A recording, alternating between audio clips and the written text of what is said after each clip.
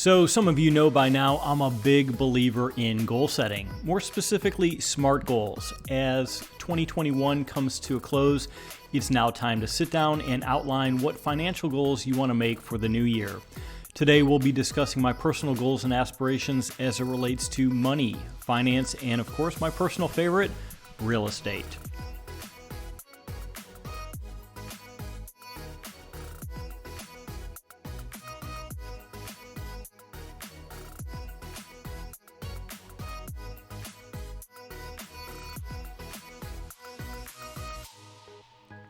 Hey House Stackers, welcome to episode 31 of the Stacking Houses podcast, where we're helping working professionals create a solid plan B, a side hustle of passive streams of income through real estate investing.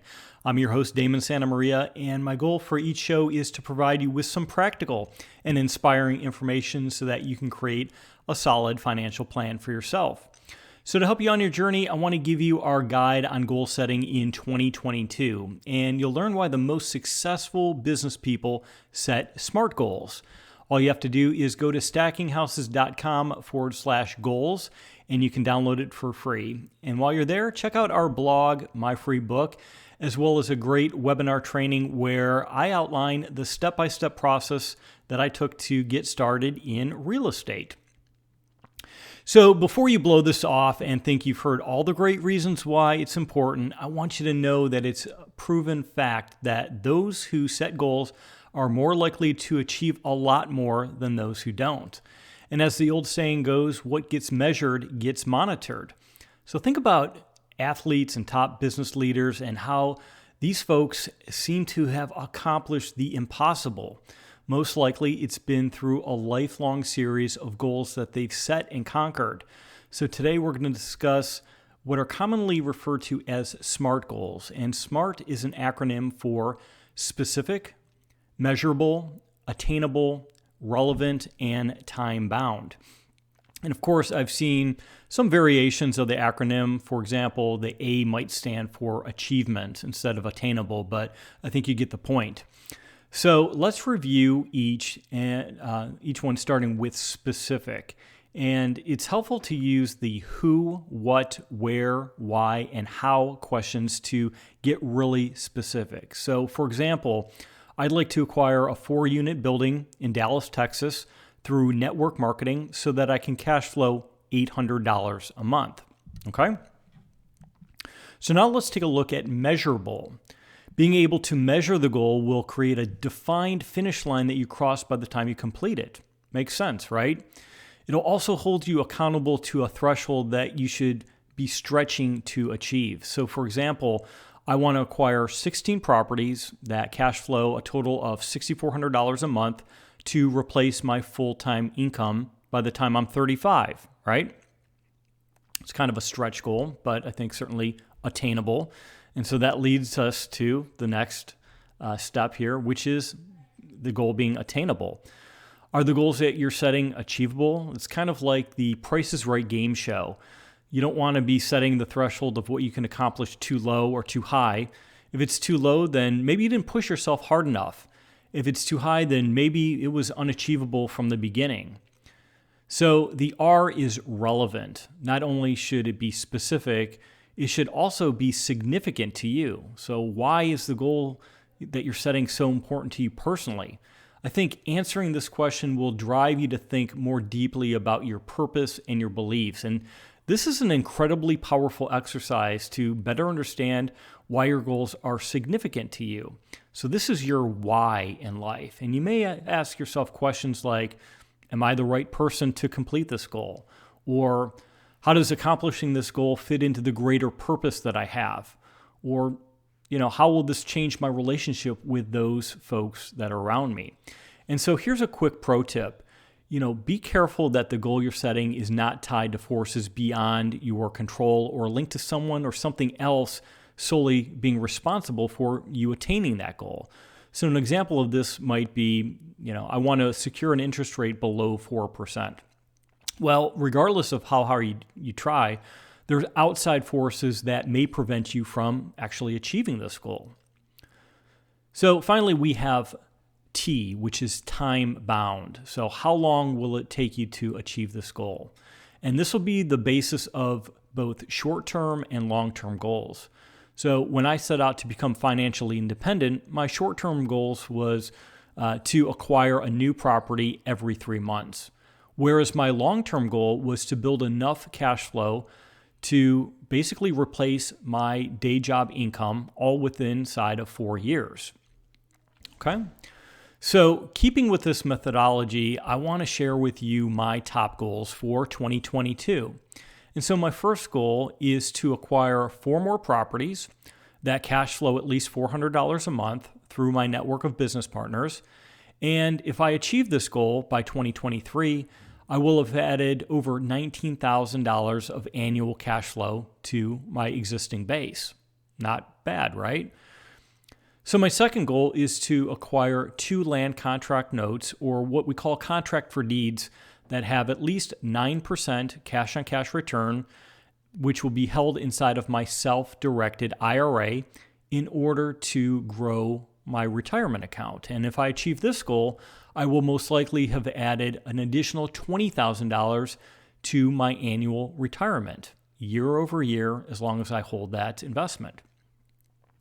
So my third goal for 2022 is to increase my wife and our net worth by $500,000 through investing in real estate, our retirement accounts, and of course, our other investments. And I want to do this all by the end of 2021. So this is definitely a stretch goal. I mean, increasing your net worth $500,000, it's certainly attainable, but it's sort of a stretch goal for us, right? So in addition to increasing our overall monthly cash flow, I love to measure my net worth, and I've done a previous podcast episode on why your net worth is so important and why you want to see it grow over time. So my fourth goal, it may come as a surprise to some of you, but I like to do some more speculative day trading on the side. And I consider this to be, in air quotes, my blackjack account, where I could potentially lose everything and it would have almost no effect on our family's overall financial position. So my goal is to make $15,000 by day trading individual stocks by the end of 2022. Although I must say, I did buy Snapchat a few months back and I'm currently down over 20%. So kids at home, don't do this. So I definitely have my work cut out for me and trying to get back to even and then some going into the next 12 months. So my fifth and final goal starts with you, my little house stackers. So my goal for Stacking Houses Academy is that I want to be able to help 100 new serious investors obtain your first, second, or third property that has strong cash flow. And I want to accomplish this by the end of 2022. So this definitely aligns with my mission. It's measurable. It has a time period associated with it. And I certainly think it's attainable as well. So these are my goals for 2022, and I like to review them every week. Sometimes I'll modify them as circumstances changes, but for the most part, I like to stick with it. So, here's another quick point is, don't just write down your goals and set them aside, put them in a drawer and forget about them. You want to see them every day. So make a few copies and put, one perhaps on your bathroom mirror, have a copy next to your home computer. Heck, even take a copy to work because, the subconscious mind is a strong force and it has a way of aligning yourself with what you see every day. So here's another trick that I learned years ago from Grant Cardone. And he says, when you're having a bad day, when you have a setback, it's helpful to reread your goals and refocus on your targets. So the other point he makes is, and I'm not sure this is actually true, but Grant says that he rewrites his goals every day. Now that may be, not realistic for any of us, but that's what he says he does. The other important piece is that when he writes out his goals, he writes them as if he's already accomplished them. So for example, he doesn't say that he will acquire a $500 million apartment complex sometime in the future. He creates the goal in the present tense, as if he already owns it. And this, again, goes back to the subconscious mind. If your mind already thinks that you have achieved the goal, then it's much easier, potentially, to actually conquer that goal. So in Grant's way of thinking, he's already in the future working his way back to present time. He's actually willing himself to have already accomplished that goal. And it's definitely a unique perspective, and I think worth giving it a try. So I'm interested to hear what your goals are and how I can help you accomplish them. And I'd love to hear from you, and hit me up at damon@stackinghouses.com.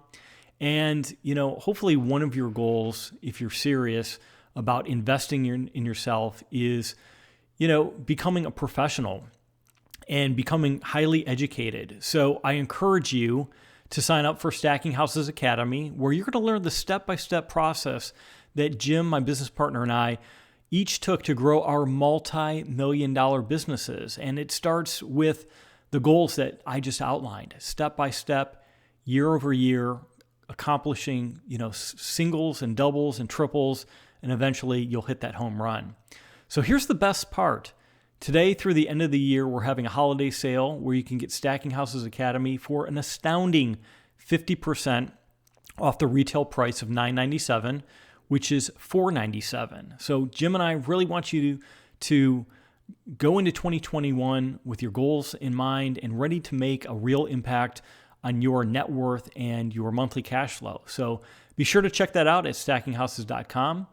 And as I like to end each and every show with a shameless plug, if you like what you heard today, I would appreciate a like, a share, or a review on the platform that you're listening on. And you know what?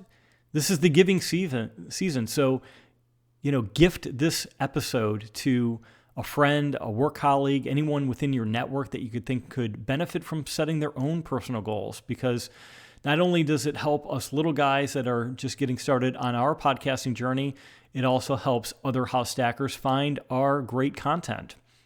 So as I mentioned at the beginning of the show, my goal is to provide you with some incredible value each and every show. So for today's episode, I want to give you our goal setting guide. And by now you should be anxious to create a financial plan for yourself. And all you have to do is go to stackinghouses.com/goals, that's plural, and you can download it for free. So until next time, happy investing, my friends.